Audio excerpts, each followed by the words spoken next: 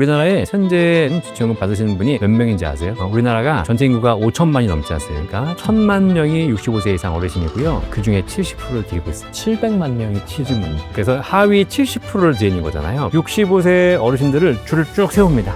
그래가지고 딱 30%를 자르거든요. 그러면 의외로 기초연금을 못 받는 사례들도 좀 나올 수 있겠는데 진짜 억울한 케이스가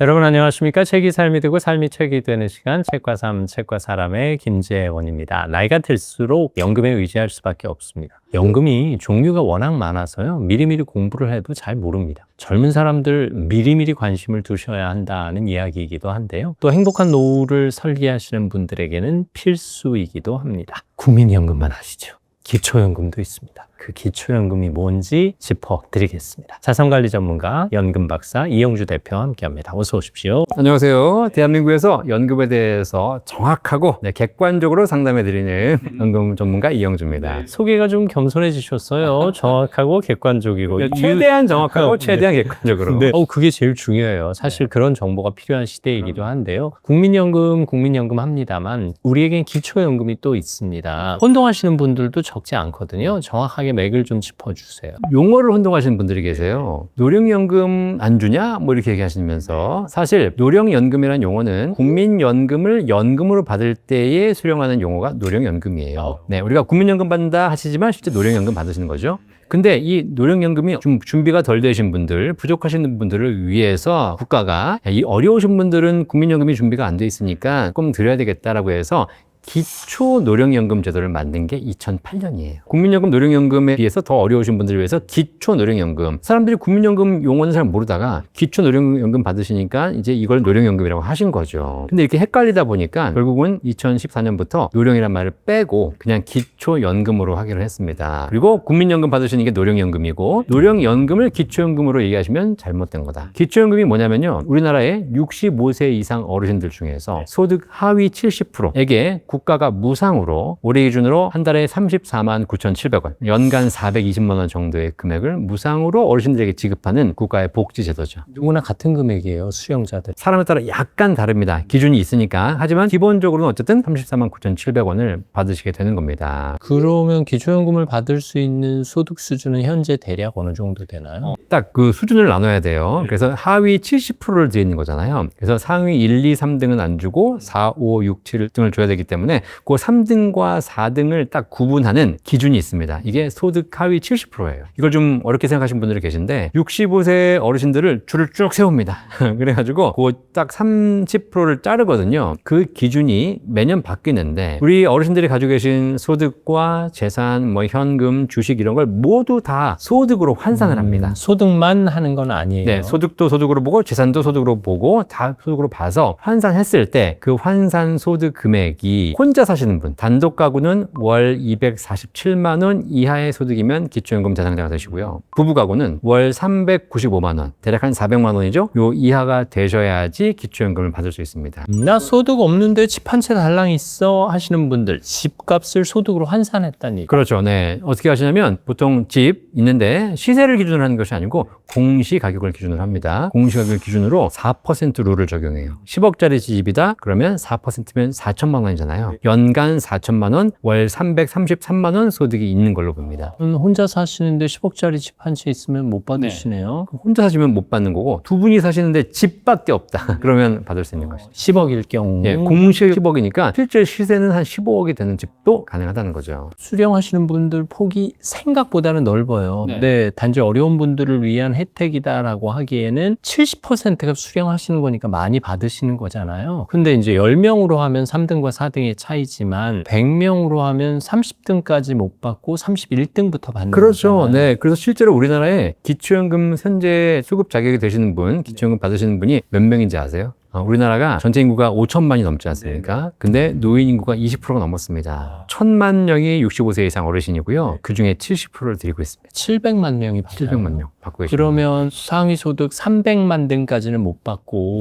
300만 1등부터 받으시는 그렇죠. 거잖아요. 딱 그렇게 딱 잘라서 드리는 거고요. 그 기준을 자른 소득 기준이 아까 말씀드린 대로 단독 가구, 부부 가구 그 소득 기준이 있는 거죠. 그러면 300만 등과 300만 1등의 소득 차이가 많지 않을 텐데 34만 원 더 받으면 됨으로써 300만 1등이 299만 8천 등이 될 수도 있겠네요. 역시 예리하십니다. 이 계산이 되니까. 자, 이런 질문 하실 수 있고, 실제로 작년에 그 대통령께서도 그런 질문 하셨어요. 보건복지부 장관한테. 그렇죠. 근데 여기서 그러니까 좀 억울할 수 있지 않습니까? 예를 들면 딱 700만 원 못 들어가가지고 기초연금 못 받는데 옆집은 간발의 차이로 들어가가지고 받는 거예요. 아니, 우리가 서로 비슷하게 살고 있고 어려운데 나는 간발의 차이로 못 받고 저 집은 간발의 차이로 받으니까 이게 좀 억울하다라고 하신 분들 계시지 않습니까?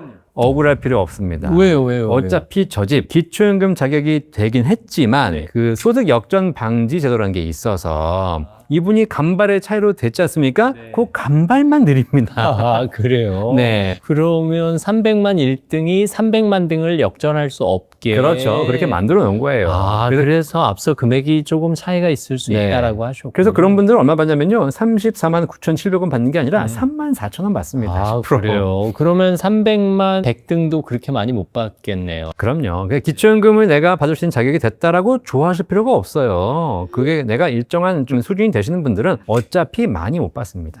안도하게 되네요. 네네.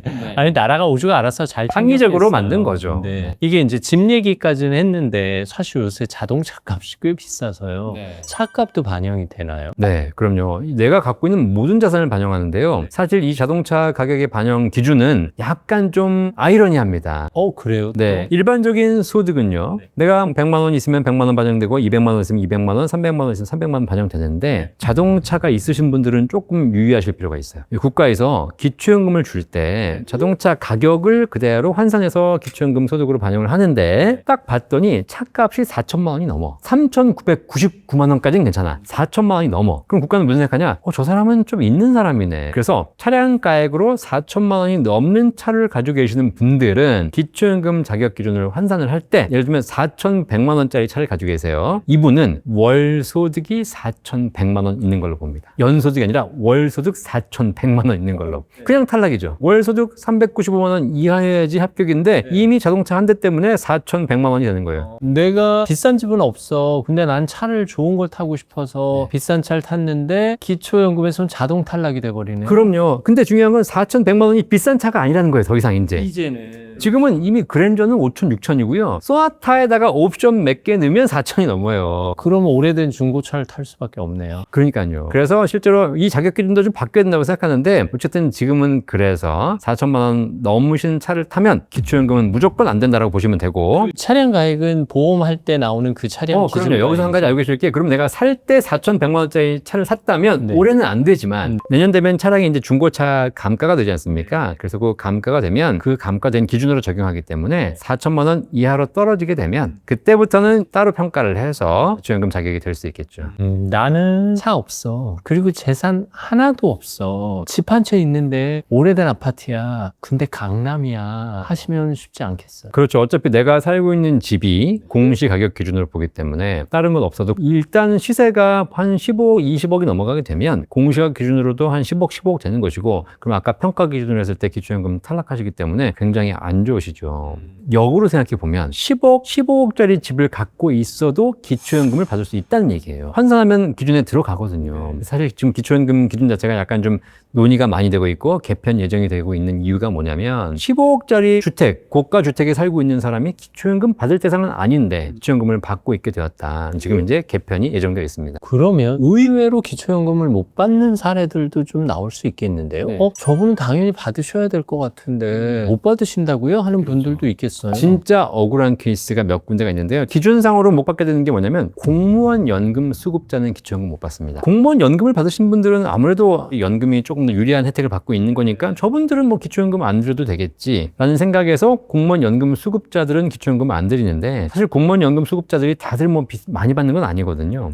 금액이 다 다르고. 그렇죠. 뭐 100만 원, 200만 원 받는 분들 계시니까 네. 그분 기초연금 못 받는데요. 공무원 연금 수급자는 기초연금 못 받는다고 쳐요. 근데 중요한 건 공무원 연금 수급자의 배우자도 못 받습니다. 아, 심지어. 이분들은 좀 억울해요. 집안이 어렵고 근데 남편이 공무원이란 이유로 배우자가 못 받는 것이고요. 진짜 억울한 케이스가 하나 더 있어요. 이게 뭐냐면 한 10여 년 전에 내가 노후가 되면 좀 시골 같은 데 가서 좀 공기 좋은 데 가서 쉬고 싶다. 내가 별장 살 돈은 없고 그냥 좋은 콘도 리조트가 있으니까 여기 회원권을 좀 사가지고 한 2박 3일 가서 쉬면서 이렇게 살고 싶다라고 해가지고 지방에 있는 콘도 회원권, 그것도 비싼 것도 아니야. 1,000만 원, 2,000만 원짜리. 중소도시 이름 없는 저렴한 콘도 그렇죠. 회원권. 네. 그 회원권을 사신 분들이 계세요. 자, 근데 지금 10년, 20년 지난 현재 그 콘도는 사실 지금 아무도 가지 않거나 관리가 안 되거나 가봐야 좀 지저분하거나 이런 데가 많거든요. 그러면 갈 필요도 없지 않습니까? 그리고 콘도 회원권 쓰지도 못하고 사실 팔기도 힘들어요. 팔리지도 그럼. 않아요. 아무도 안 사. 이 콘도 회원권 가지고 계신 분들 기초연금 못 받습니다. 1,000만 원짜리라면서요. 1,000만 원짜리 회원권 가지고 계신 분들 기초연금 기준상 월 1,000만 원 소득이 있는 걸로 봅니다. 자동차처럼 똑같이. 그 가치에 상관없이. 같이 상관없이.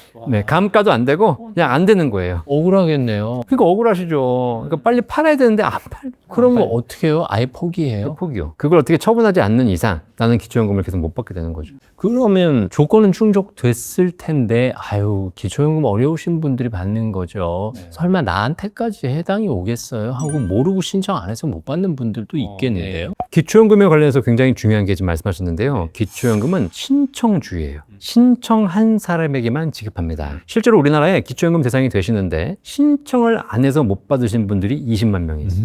그렇게 많아요? 네. 근데 이제 이분들 중에서 어떤 분들은 진짜 몰라서 못 받는 분도 계시기 때문에 이건 좀 체크하실 필요가 있고요. 그래서 국가에서 좀 안내를 다 해드리고 있거든요. 사실 신청을 안 해서 못 받으신 분 중에 신청을 의도적으로 안 하신 분도 계세요. 배려 차원에서? 배려 참 좋은데 그렇지 않고요. 재산이 다 이제 들통날까 봐. 왜냐면 사실 이런 게 있습니다. 내가 부인 몰래 짱 박아놓은 자산이 있어요. 사실. 근데 이제 기초연금을 받으려면 신청을 가면 동사무소에서 내 재산을 다 이제 파악하겠습니다. 라고 해서 본인 자산, 배우자 자산을 다 파악합니다. 다 이제 파악이 돼가지고 다 통지가 와요. 같이 봐야 돼. 네. 그러다 보니까, 당신 이 돈 오선한 거야? 네, 이렇게 되는 거죠. 사실 그게 있어도 받을 만한 그렇게 큰 가치는 아닌데 배우자 모르는 재산이라면 이게 또 미묘해지죠. 자, 그러다 보니까 아쉽게 신청을 못 하신 분들이 계시기 때문에 자꾸 이제 나이가 들어서 배우자 몰래 자산을 짱 박아 놓으려고 하지 마시고 다 이렇게 공개하시는 것이 노후의 국가 복지 혜택도 받고 좋습니다. 그런 사람 누구 하나 아시는 분이 있군요. 자꾸 웃으시는 거 보니까. 네. 실제로 저희는 그런 상담 사례가 있으니까요. 네. 이게 언제부터 받아요? 65세 되는 해 1월 1일이에요? 아니면 나 생일달이에요? 뭐 어떻게 신청해요? 생일이 되셔야지. 신청은 65세 생일이 되기 3개월 전부터 신청을 할 수가 있고요. 그때부터 신청하시게 되면 국가가 3개월 동안 이 사람의 재산을 파악합니다. 그래가지고 이제 생일이 되시면 그다음부터 기초연금을 지급하는데요. 혹시 조사가 늦거나 신청이 늦어지게 되면 그 기간 동안 나중에 소급해서 드립니다. 그러면 제가 잘 모르고 한 6개월 늦게 신청해도 소급해서 받아요? 네, 신청은 65세 전에 하셔야죠. 늦게 신청하는 건 그럼 늦게 신청한 지점 그건 어쩔 수 없는 거죠. 네. 신청을 전에 했는데 뭔가 조사가 늦어져서 그런 결과가 나왔다 하면 소급해준다. 사실 이거 어떻게 보면 이 영상 보시는 자녀분들이 챙겨야 할지도 모르는데 본인이 해야 되나요? 아니면 자녀가 대신할 수도 있고? 일단 본인이 하셔야 되는 것이고요. 혹시라도 뭐 내가 계속 신청을 하기 쉽지 않다. 그럼 한번 가셔가지고 수급희망 이력관리 제도라는 게 있어요. 지금은 내가 받을 수 없지만 나중에라도 받을 수 있게 되면 알려주세요 라는 제도가 있기 때문에 그런 것까지 신청해 놓으시면 자격이 되시면 국가에서 연락을 드리기도 합니다. 혹시 기초연금 받으면서 국민연금 받을 나이잖아요. 그게 또 액수에 미묘하게 영향을 미치나요? 네. 실제로 기초연금과 국민연금을 서로 연계가 돼서 국민연금 많이 받으시는 분들은 기초연금이 감액이 됩니다. 네, 이 제도가 있어요. 이게 사실 어떤 분들은 뭐 말도 안 된다. 그리고 이것 때문에 오히려 국민연금을 줄이시는 분들이 간혹 계시거든요. 아니 어차피 그 소득 기준으로 선정하는 건데도 그래요? 그렇죠. 근데 소득 기준 선정됩니다. 선정해가지고 내가 기초연금 자격이 됐어요. 기초연금 34만 9,700원 받기로 했어. 근데 이분이 보니까 국민연금도 받고 있는 거예요. 근데 국가에서 보기에 국민연금도 일정 부분은 사회복지 기능이 있다고 국가는 보고 있어요. 원래는 개인은 그렇게 생각하지 않아요. 개인은 뭐라고 하냐면 내가 낸 돈 내가 받는 게 국민연금이라고 생각해요. 근데 국가는 약간의 지원 기능이 있다고 생각하고 있고 기초연금은 진짜 사회복지고 그러니까 기초연금을 드리려고 갔더니 국민연금도 있다 하시면 국가는 복지가 중복된다고 생각을 해요. 그래서 기초연금을 일부 깎는 겁니다. 그래서 실제 현재 매년 기준이 달라지는데 국민연금을 대략 한 52만 원 이상 받으시는 분들은 그 금액이 초과되는 금액에 따라서 기초연금의 최대 절반까지 감액이 돼요.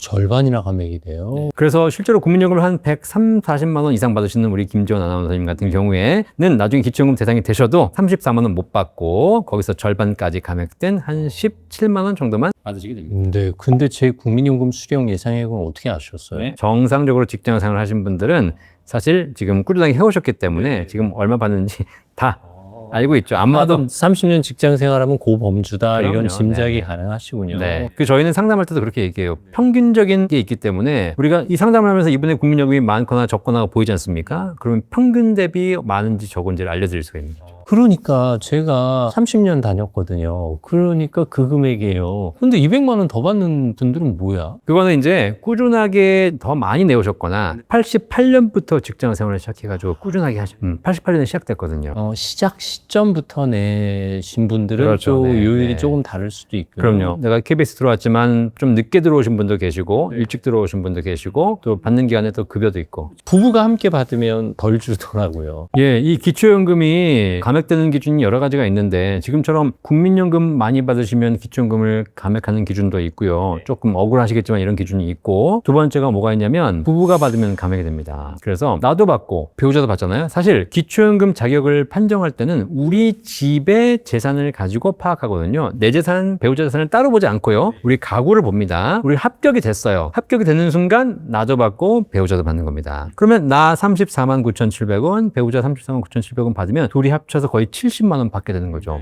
그죠? 근데 국가에서 보기에 이건 말 그대로 기초소득을 보장하는 것이기 때문에 더 드릴 수는 없는 거잖아요. 그러니까 혼자 살면 34만 9천 원 정도가 보장이 되는데 두 분이 살게 된다고 해가지고 두 배로 들어가는 건 아니잖아요. 그래서 실제 어떤 제도가 있냐면 기초연금은 부부가 같이 받으시게 되면 감액을 합니다. 각각 20%씩. 그래서 34만 원 받을 거 27만 원, 34만 원 받을 거 27만 원 해가지고 두 분이 합쳐서 70만 원 받는 것이 아니라 실제로는 한 56만 원 정도를 받으시게 되는 거니까 감액이 되는 거죠. 부부가 따로 살고 있는 경우도 있잖아요. 그래도 뭐 호적상 현실적으로 부부라고 하게 되면 감액에서 받으시게 되는 거고요. 네, 뭐 그런 상황까지는 반영해 주지 않는 거고 이제 상식적으로 보는 겁니다. 이제 그러다 보니까 모든 상황을 다 일괄되게 이렇게 감액을 하다 보니까 사실 상식적으로는 맞거든요. 혼자 산다고 해서 100만 원 쓴다고 해가지고 둘이 산다고 200을 쓰는 건 아니잖아요. 뭐 그렇긴 하죠. 같은 집에 살면 어쨌든 관리비 똑같이 내고 전기세 똑같이 내고 하기 때문에 두 배가 들지 않으니까 혼자 살면 100을 드리지만 둘이 살면 160만 드리겠습니다. 사실 이게 어떻게 보면 합리적으로 맞는 기준이에요. 근데 이 기준이 맞지 않는 이 기준 때문에 불이익을 당하는 계층이 있어요. 저소득층. 진짜 소득 하위로 내려가면 갈수록 혼자 살면 100이 들지만 둘이 살면 200 이상이 드는 경우가 있습니다. 대표적인 게 거의 대부분 다 식비로 쓰시는 분들. 엔겔 개수가 높으면 그럴 수. 그렇죠. 왜냐면 나 혼자 살면 밥 한 그릇 먹는데 둘이 먹으면 1.6그릇 먹는 게 아니잖아요. 그렇죠. 둘이 살면 2그릇 먹어야 되는 것이고요. 2배 이상 듭니다. 그렇죠. 이러다 보니까 이런 경우 저소득층으로 가게 되면 기초연금을 부부가 받는다고 감액을 해버리면 진짜 치명적이게 되는 거예요. 그래서 이번에 이제 이런 부분에 개선이 좀 이루어질 예정입니다. 그래서 진짜 어려운 저소득층에게는 감액 제도를 점점 완화해서 결국 없애는, 부부가 받는다고 해서 감액하지 않겠다. 물론 이제 좀 여유가 있으신 분들은 그대로 유지가 되지만 정말 어려우신 분들은 감액하지 않겠다는 쪽으로 지금 바뀌고 있는데 좀 빨리 바꿔주셔야지 될 것 같습니다. 이게 사실 10명 중에 3명 못 받고 4등부터 받는 거지만 4등과 10등이 같은 금액을 받는 거잖아요. 근데 4등과 10등의 생활 수준은 차이가 많이 나잖아요. 이게 예전하고 달리 7, 80년도에 살아보셨으니까 아시겠지만 그때는 전 국민 10명 중에 9명 이상이 못 살았어요. 잘 사는 사람이 별로 없었죠. 소득 수준이 쭉 올라오면서 이제는 사실상 웬만하면 좀 먹고 사는데 문제가 없기 때문에 이 소득 하위 70%의 기준도 되게 좀 애매해진 거예요. 그래서 아까 말씀드린 대로 그 딱 상위 30%, 40%에 걸리시는 분들은 사실 여유가 있어요. 기초연금까지 필요 없으신 분들도 있죠. 그런데 진짜 소득 하위 제일 밑에 있는 분들은 더 어려울 수 있거든요. 그리고 더 웃긴 건 뭐냐면 진짜 소득 하위 정말 밑에 계신 분들, 이분들은 기초연금 못 받습니다. 왜냐면 이분들은 기초 생계급여를 받거든요. 기초 생계급여라고 국가에서 이제 어려우신 저소득층, 정말 정의 차상위 계층에게 국가가 지급하는 게 있어요. 이분들은 차라리 기초 생계급여를 받으면 일반 생활비도 지원받고 의료비도 지원받습니다. 그런데 이분들이 이걸 받기 때문에 기초연금 못 받아요. 복지제도 때문에 그래요. 기초생계급여로 복지를 주고 있는데 기초연금을 또 줘 이런 거예요. 근데 제도상 그렇기 때문에 여기가 약간 사각지대인 거죠. 오히려 진짜 어려우신 분들은 기초연금 못 받는 문제가 발생해요. 신청해서 잘 받고 있다가 갑자기 취직이 되거나 소득이 생겼어요. 그러면 순위 변동에 따라서 조치가 이루어지나요? 그럼요. 이게 이제 뭐 3개월, 6개월 단위로 국가가 계속 평가를 합니다. 그래서 이분이 자산이 좀 늘어나셨다. 그러면 소득 기준은 또 올라가지 않습니까? 그럼 탈락이 됩니다. 기초연금이 내가 지금 받았다고 해가지고 평생 받을 수 있는 게 아니에요. 내가 지금 못 받았다 그래가지고 평생 못 받는 게 아니에요. 이 기준이 계속 바뀌기 때문에 내 자산과 이 기준을 보면서 그레이드 안에 들어오시면 받는 것이고 기준 안에 못 못 들어오면 탈락되는 거거든요. 대표적으로 최근에 주식이 많이 올랐잖아요. 그렇죠? 근데 주식을 내가 갖고 있었는데 내가 통장에 한 5천만 원 주식이 있었는데 이게 갑자기 올라가지고 예를 들면 SK 하이닉스를 샀다. 그럼 이 5천만 원이 5억이 된 거예요. 기초연금 탈락되는 거예요. 자동으로 처리돼요? 아니면 내가 신고를 해야 돼요? 신고하지 않아도 국가가 자동적으로 6개월 단위로 평가하면서 탈락이 되면 이제 통보가 가는 것이죠. 반대로 내가 지금 탈락이 됐잖아요. 근데 자동 수급 희망 이력 관리 제도를 신청해 놓으시면 나중에 또 기준에 들어오시게 되면 국가가 또 연락해 줍니다. 기초연금도 개혁된다 소문 계속 있었는데 좀 늦춰지나 봐요. 이게 네. 그럼 좀 나아질까요? 그런데 오늘 영상 찍는 오늘 이제 공식적으로 발표가 나왔습니다. 이렇게 하겠다고. 국가에서 했으니까 앞으로 그렇게 될 거고 조만간 될 겁니다. 지금 말씀하신 대로 기초연금이 개편이 진행되고 있는데요. 이게 계속 바뀌는 제도거든요. 근데 말씀드렸듯이 우리나라의 노인들의 소득 수준이 올라가면서 기초연금 받으시는 분들의 적지 않은 분들이 이제는 여유가 있는 분들이에요. 아파트 10억, 15억짜리 사시는 분도 기초연금 받게 되는 것이고 소득이 한 달에 500, 600만 원 있으신 분도 기초연금 받게 되는 구조가 들어오다 보니까 이건 아닌 것 같다. 라고 해서 이번에 이제 바뀝니다. 어떻게 바뀌냐? 하후, 상박. 이렇게 바뀌어요. 하후. 정말 저소득층 어려우신 분들에게는 지금보다 더 후하게 드리는 거고 상박 조금 더 여유가 있는 분들에게는 좀 박하게 드리자. 그래서 아마 조만간 나오겠지만 정말 하위 한 30-40%에 계신 분들은 지금보다 조금 더 유리하게 더 드릴 수 있는 기초연금 제도를 만들고 그다음에 그 위에 계신 분들은 지금보다 조금 더 불리하거나 좀 더 적은 금액을 받으시게 될 거예요. 4, 5, 6등은 덜 받고 8, 90등은 조금 더 그렇게 받는 될 걸 겁니다. 기대하셔도 된다는 거죠. 네. 그래서 우리가 기초연금을 받고 싶어서 고민 중이신 분들이 계신데 우리가 알아야 될 메시지가 뭐냐면 기초연금 제도가 수시로 바뀔 것이고 앞으로 지금보다 더 강화됐으면 강화됐지 더 완화되지 않는다는 거예요. 그래서 기초연금 받으려고 내 재산을 줄이거나 국민연금을 줄이거나 뭐 이런 전략을 하시는 거는 바람직한 전략이 아니다. 그래서 기초연금은 기초연금대로 받을 수 있으면 좋은 것이고 아니면 어쩔 수 없는 것이니까 그 이외에 추가적인 삼층연금, 국민연금, 퇴직연금, 개인연금을 더 준비를 열심히 하시는 것 이것이 훨씬 더 현명한 전략이 되겠습니다. 듣고 보니까 줄어들거나 안 주는 건 나라가 알아서 다 챙겨가는데 뭔가 받아야 되는 건 내가 신청해야 되니까 그럼 어디 가나 그렇죠. 네, 이런 영상에 귀를 좀 기울여야 되겠습니다. 그럼 결국 행복한 노후 준비의 열쇠는 어디에 있는 거예요? 행복한 노후 준비의 열쇠는 정말 다 필요 없이 매달 평생 월급, 평생 소득을 잘 준비하는 것. 그 다음에 추가로 하나 더 말씀드리자면 연금 전문가 입장에서는 아니지만 제가 해보니까 노후에 평생 할 일을 만드시는 것도 굉장히 중요하더라고요. 한 달에 300, 500만 원 나오고 통장에 몇 억이 있어도 집에서 놀고 있으면 쉽지 않고요. 예, 이거 뭐 우리가 1, 2년, 3, 4년 놀다가 하늘나라 가시는 게 아니라 정말 3, 40년 쉬셔야 돼요. 이제 보람과 가치를 찾을 수 있는 일, 소득이 안 되더라도 사회에 재능 기부할 수 있는 일도 좋습니다. 그래서 할 일과 소득을 같이 병행해서 준비하시는 것이 행복한 노후의 답이 되겠습니다. 여유가 있는 분들은 자원봉사 일 더 알아보시고 또 좀 나름대로 준비해야 되겠다 싶으면 액수에 상관없이 또 꾸준히 일마다 하지 마시고 그리고 또 노인 일자리 사업이 지금 잘 되어 있습니다. 네, 구청에 물어보시면 굉장히 많이 있어요. 다양한 기회를 잘 포착하셨으면 좋겠습니다. 오늘 기초연금에 대해서 많이 배웠습니다. 자산관리 전문가 연금 박사 이영주 대표와 함께했습니다. 말씀 감사합니다. 고맙습니다. 자산을 관리한다는 것, 연금을 관리한다는 것, 내가 뭔가 알고 움직여야 된다는 뜻이 아닐까 싶습니다. 그런 정보들 저희 책과 삶이 또 잘 챙겨드리겠습니다. 함께해 주셔서 감사합니다.